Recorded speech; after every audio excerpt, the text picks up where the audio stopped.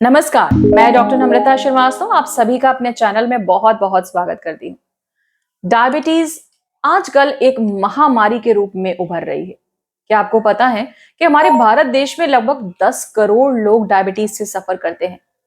जिस प्रकार से हम सब उन्नति कर रहे हैं, क्या हम सब ऐसा समाज चाहते हैं जहां पर डायबिटीज इस तरीके से उन्नति करे?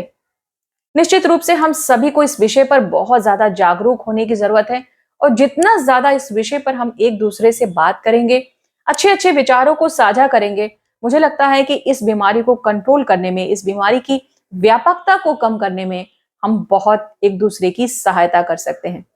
तो आज का वीडियो है इसी महत्वपूर्ण विषय पर कि क्या अगर आपको डायबिटीज है तो किन स्टेप्स को अपनाकर आप अपने डायबिटीज को रिवर्स कर सकते हैं, एक बहुत ही हेल्दी तरीके से और एक बहुत ही साइंटिफिक तरीके से। क्योंकि सिर्फ कोई नुस्खा पी लेने से, कोई मेडिसिन खा लेने से डायबिटीज रिवर्सल नहीं होगा, बल्कि स्टेप बाय स्टेप तरीके से अगर आप उस चीज को अपनी लाइफस्टाइल में अपनाते हैं, अगर आप उसके पीछे की जो साइंटिफिक जो वैल्यू है उसको समझते हैं, अगर आप प्रॉपर तरीके से साइंटिफिक वे में उसको करते हैं, तभी ऐसा पॉसिबल हो सकता है। आज का वीडियो आप सभी के लिए बहुत यूनिक और इंफॉर्मेटिव होने वाला है। प्लीज मेरे साथ बने रहें। तो चलिए शुरू करते हैं।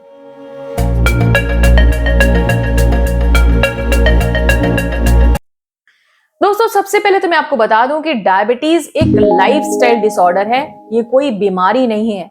यानी कि हमारी खान पान की गलत आदतों से या हमारे रहन सहन के गलत तरीके से धीरे धीरे करके हमारी बॉडी के अंदर ये प्रवेश पा जाती है। हालांकि ये बात अलग है कि जो लोगों को जेनेटिक है, यानी जिन लोगों की फैमिली में ये बीमारी चली आ रही है, उनको भी खतरा रहता है। लेकिन अगर आप शुरू से ही सजग रहते हैं कि मेरी डायबिटीज की फैमिली हिस्ट्री है, इसलिए मुझे अपने को थोड़ा नियंत्रण में करके चलना है, अपने बॉडी वेट को कंट्रोल में रखना है, हेल्दी डाइट लेनी है, एक्सरसाइज को करना है, तो आप इस खतरे से बच सकते हैं और बहुत लंबे समय तक। जहां तक डायबिटीज रिवर्सल की बात होती है, तो diabetes reversal is not possible in few days. केवल कुछ दिनों की आप होम रेमेडी पी लीजिए, कोई ऐसी मेडिसिन ले लीजिए जिससे डायबिटीज रिवर्स हो जाए, ऐसा बिल्कुल भी पॉसिबल नहीं है। आपको यह समझना पड़ेगा कि डायबिटीज में हुआ क्यों और किस तरीके से हमारी ब्लड शुगर लेवल बढ़ी रहने लगी। क्या ये सिर्फ एक दिन में हुआ? नहीं, ये हुआ जब आपने खाने पीने की जो चीजें हैं उसमें किसी एक चीज की जो मात्रा है वो ज्यादा कर दी। ये बात आप सभी लोग जानते हैं कि हमें अपने बॉडी को प्रॉपर तरीके से चलाने के लिए कुछ न्यूट्रिएंट्स की आवश्यकता होती है। बेसिकली ये हमें मिलते हैं कार्बोहाइड्रेट के रूप में, जैसे कि रोटी और चावल।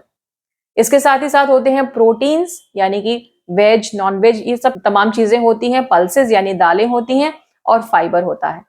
लेकिन अक्सर ऐसा देखा जाता है कि जिस प्रकार से आजकल की जो जीवन शैली है उसमें गलत तरीके के जो कार्बोहाइड्रेट्स हैं, जो कि हमारी ब्लड शुगर लेवल को बहुत तेजी से बढ़ाते हैं, उसका प्रयोग ज्यादा बढ़ गया है, उसका चलन ज्यादा बढ़ गया है। हमारे शरीर के लिए तो वो जरूरी है, लेकिन आपने उसको एक्सेस मात्रा में यूज करना शुरू कर दिया है, तो निश्चित रूप से वो अपने बुरे परिणाम भी दिखाएगा। ये कहा भी जाता है कि you are what you eat, आप वही बनते हैं जो आप खाते हैं। अगर आपने किसी एक चीज को ज्यादा लेना शुरू कर दिया है तो उसके भी दुष्प्रभाव आपको देखने को मिलेंगे। तो यहीं पे हमारा लाई करता है, यहीं एग्जिस्ट करता है डायबिटीज रिवर्सल का पहला महत्वपूर्ण कदम। और वो ये है कि हमें अपने कार्बोहाइड्रेट इनटेक को थोड़ा सा मिनिमाइज करना होगा। ये पहचानना होगा कि अब हमें कार्बोहाइड्रेट को एक्सेस मात्रा में नहीं लेना है, थोड़ा लिमिट करके लेना है, लेकिन उसकी जो जगह खाली हुई है उसे हमें फुलफिल करना है फाइबर से। यही वो पॉइंट है जिसको कि अगर हम अपनी डाइट में बहुत ही स्ट्रिक्टली उसको फॉलो करते हैं, समझते हैं, तब धीरे धीरे करके डायबिटीज रिवर्सल पॉसिबल है। अब ये फाइबर आपको मिलेगा कहां से? फाइबर अलग अलग खाद्य पदार्थों से आता है। फाइबर सॉल्यूबल भी होता है, इनसॉल्यूबल भी होता है। सॉल्यूबल यानी कि घुलनशील, जो आपके ब्लड में आसानी से घुल जाता है, ब्लड शुगर लेवल को घटाता है और आपको कॉन्स्टिपेशन से आजादी दिलाता है। वही होता है इनसॉल्यूबल फाइबर, रफेज के माध्यम से, जो आपको फ्रूट से मिलता है और वेजिटेबल से मिलता है। अब हमारा आता है नेक्स्ट स्टेप और बहुत महत्वपूर्ण स्टेप, और वो है एक्सरसाइज। बिना एक्सरसाइज के शुगर को कंट्रोल करना लगभग नामुमकिन के बराबर है। हो सकता है कि आप एक्सरसाइज ना करते हो, लेकिन आपको जानकर हैरत होगी कि अगर आप एक्सरसाइज नहीं करते हैं तो दिन पर दिन इस जो शुगर की दवाई का जो डोज है वो बढ़ता जाएगा, और एक दिन ऐसा आएगा जब ये दवाइयां भी काम करना बंद कर देंगी और आपको इंसुलिन की तरफ जाना पड़ेगा। तो क्या हर्ज है कि हम इस चीज को समझें, जानें और उसको अपनी लाइफ में बहुत ही दृढ़ता पूर्वक इनकॉर्पोरेट करें। एक्सरसाइज आपको जरूर करनी है कि कम से कम 30 से 40 मिनट तक माइल्ड एक्सरसाइज करनी है। सॉफ्ट कुशन वाले जो जूते होते हैं, सोल्स के जो जूते होते हैं, फुटवेयर पहन के इसको करिए ताकि आपको चोट ना लगे। आपको लगता है कि आप एक्सरसाइज नहीं कर सकते हैं या आपको आदत नहीं है, तब आप धीरे धीरे वॉकिंग करने की, यानी कि हल्की गति में आप वॉक कर सकते हैं। याद रखिए, टाइम लिमिट आपका 30 से 40 मिनट होना चाहिए, तभी आपको इसके असली बेनिफिट्स, सही फायदे मिल पाएंगे।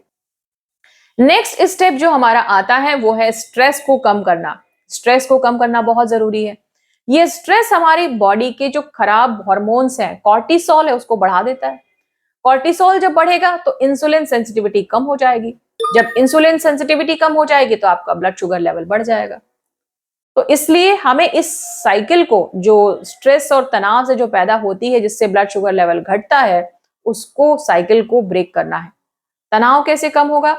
आप एक्सरसाइज करिए, मेडिटेशन करिए और किसी भी तरीके से अपने आप को तनाव मुक्त रखने का प्रयास करिए।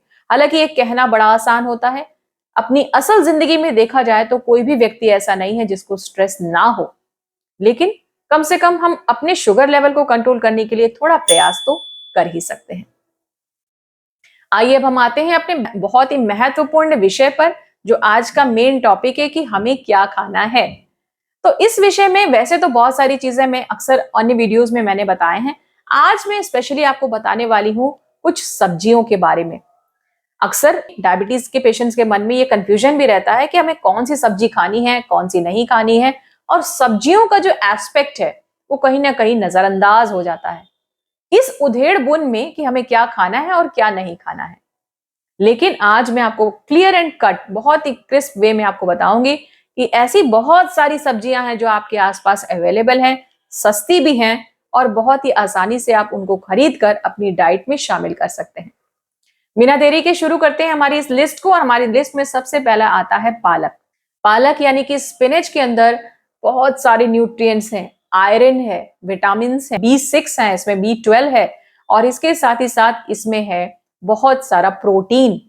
तो ये सारी चीजें डायबिटीज के पेशेंट्स के लिए बहुत जरूरी है, यानी कि एक ही खाद्य पदार्थ के अंदर आपके कितने सारे बेनिफिट्स आपको मिल रहे हैं। तो पालक को आपको कैसे यूज करना है? पहले पालक के पत्तों को खूब अच्छी तरीके से धुल लीजिए। उसे आपको काट के नहीं धुलना है, पहले आपको धुलना है। उसके बाद आप उसे बॉईल करके भी यूज कर सकते हैं साग बना के, या फिर आप उसे डायरेक्टली अच्छी तरीके से धुलकर दाल में डालकर भी इस्तेमाल कर सकते हैं।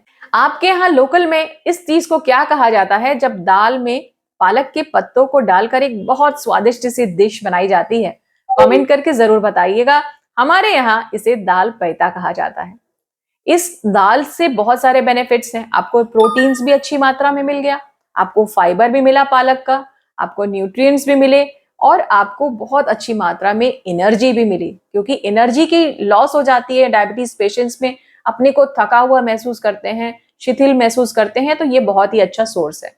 नेक्स्ट हमारी लिस्ट में आते हैं कॉलीफ्लावर। कॉलीफ्लावर यानी कि गोभी एक बहुत अच्छा ऑप्शन है।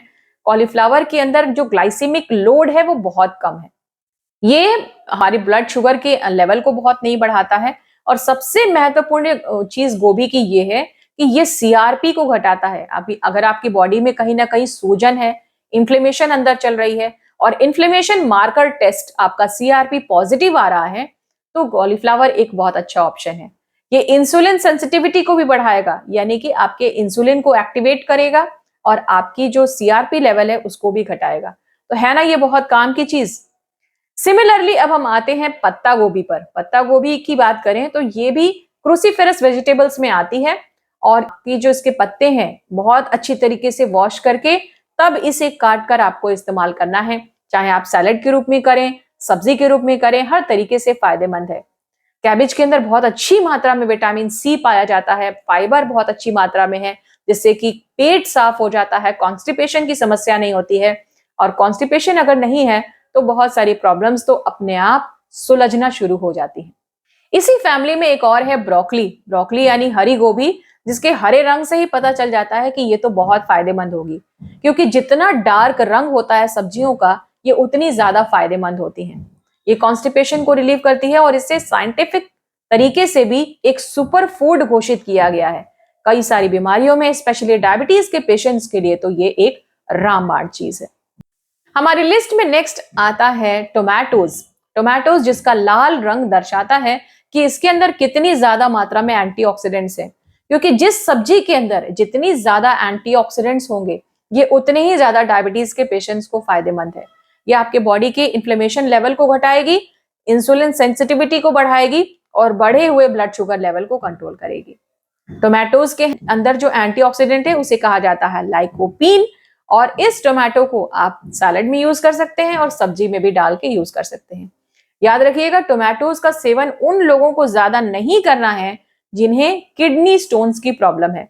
इस विषय पर मैंने एक और वीडियो बनाया हुआ है, आप उसे चाहें तो डिस्क्रिप्शन बॉक्स में जाकर देख सकते हैं। हमारी लिस्ट में नेक्स्ट आता है पंपकिन। पंपकिन यानी कि कद्दू या फिर लौकी, ये बहुत अच्छी चीज है और इसके अंदर होता है बहुत ज्यादा मात्रा में पानी और फाइबर। ये दोनों ही चीजें, पानी और फाइबर, अगर किसी सब्जी के अंदर है तो ये समझ लीजिए कि वो डायबिटीज के पेशेंट्स के लिए रामबाण है।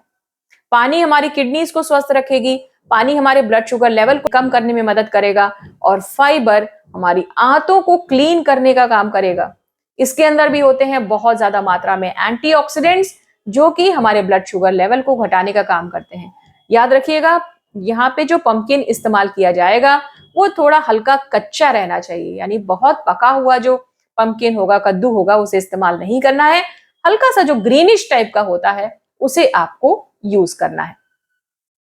चलिए, हमारी नेक्स्ट लिस्ट में जो आता है वो है ब्रिंजल यानी कि बैगन। बैगन के बाहर जो आप कवरिंग देख रहे हैं वो भी उसका जो ब्राइट जो कलर होता है वो भी उसके एंटीऑक्सीडेंट्स को दर्शाता है और उसे कहा जाता है फिनॉल्स। ये फिनॉल्स हमारे सीआरपी को घटाएंगे, ब्लड शुगर लेवल को कंट्रोल करेंगे और बैगन निश्चित रूप से अलग अलग डिशेस में, चाहे बैगन का भरता हो या अलग अलग जो डिशेस होती हैं उन सब में यूज होता है और काफी टेस्टी भी लगता है। हमारी लिस्ट में नेक्स्ट आता है बहुत ही फायदेमंद सारे शुगर पेशेंट्स के लिए, और वो है करेला। करेले का नाम सुन के ही बहुत सारे लोग कहते हैं कि इसको तो खाना बड़ा मुश्किल है, लेकिन क्या आप जानते हैं कि रिसर्चेस में ऐसा साबित हुआ है कि जो प्रभाव इंसुलिन लेने से आपकी ब्लड शुगर लेवल पर होता है, सेम वही प्रभाव करेला लेने से भी आपकी ब्लड शुगर लेवल पर होता है। लेकिन यहाँ पे ध्यान देने वाली बात यह है कि आपको करेले को रस निकाल के, यानी उसका जूस निकाल के सेवन नहीं करना है, बल्कि करेला एज अ होल, आपको पूरा जो करेला है उसको एज अ होल लेना है। या तो उसकी आप स्मूदी बना के ले सकते हैं या फिर उसको प्रॉपरली सब्जी बनाकर हल्का तेल और प्याज वगैरह से छौंक कर भी बना सकते हैं, जो कि खाने में काफी टेस्टी होती है। चलिए, हमारी लिस्ट में नेक्स्ट आता है खीरा। खीरा किसी भी प्रकार का डायबिटीज पेशेंट हो उसके लिए रामबाण है। अब आप पूछेंगे ऐसा क्यों? खीरे के अंदर है सबसे ज्यादा मात्रा में पानी, वाटर कंटेंट इतना ज्यादा होने की वजह से ये हमारे ब्लड शुगर लेवल को ऑटोमेटिकली नीचे ले आता है। और इसके अलावा इसके अंदर है फाइबर, जो कि आपकी आंतों को क्लीन करने का काम करता है। तो ये दोनों ही चीजें हमारे लिए बहुत महत्वपूर्ण है। और जानकर आश्चर्य होगा कि इसका ग्लाइसेमिक लोड 0 है, क्योंकि इसके अंदर कार्बोहाइड्रेट्स है ही नहीं। तो इसलिए चाहे आप कितनी भी मात्रा में खीरा खाइए, आपको बिल्कुल भी नुकसान नहीं करेगा। आप 1, 2, 3 जितने भी खीरा खाने चाहें, आपके पेट को भी भरा रखेगा। यहाँ ध्यान देने वाली बात यह है कि आपको खीरे की जो स्किन है, यानी जो उसकी हरी जो कवरिंग होती है, उसको नहीं हटाना है। उसको आपको अच्छे से धुल के, उसके बाद खीरा को काट के, तब आपको हल्का नमक लगा के आप प्रयोग कर सकते हैं। तो उम्मीद करती हूँ दोस्तों कि आज की इस लंबी लिस्ट में आप अपने लिए कोई ना कोई काम की चीज तो जरूर निकाल लेंगे और आपको आज ये जानने को मिला होगा कि डायबिटीज रिवर्सल की क्या प्रोसेस होती है, क्या तरीके होते हैं साइंटिफिक तरीके से, जिससे कि हम अपनी बढ़ी हुई डायबिटीज लेवल को घटा सकते हैं। दवाइयों के रोज रोज बढ़ती जो डोज है उसको घटा सकते हैं और इंसुलिन की तरफ जाने से अपने को रोक सकते हैं। अगर आज का वीडियो आपको पसंद आया हो और अभी तक आप मेरे साथ वीडियो पर बने रहे हैं तो निश्चित रूप से आप वीडियो को जरूर लाइक करिएगा। चैनल में पहली बार आए हैं तो सब्सक्राइब कीजिएगा और फ्रेंड्स और फैमिली में शेयर करना तो बिल्कुल मत भूलिएगा। फिर मिलूंगी आपसे ऐसी ही कुछ अच्छी सी और काम की जानकारी लेकर। तब तक अपना बहुत ख्याल रखिएगा। जय हिंद, वंदे मातरम।